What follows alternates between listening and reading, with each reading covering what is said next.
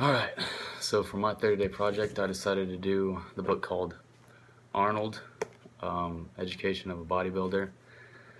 No, I don't want to be like actually a bodybuilder, but I'm just going to use the tips that he gives on improving muscle mass. I just want to make my body look better.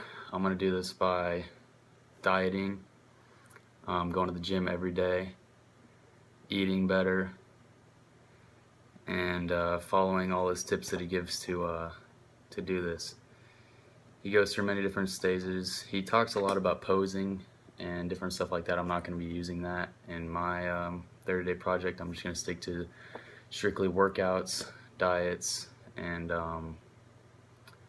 some other tips that he gives to build muscle mass and better improve my physique. So let's see how this goes.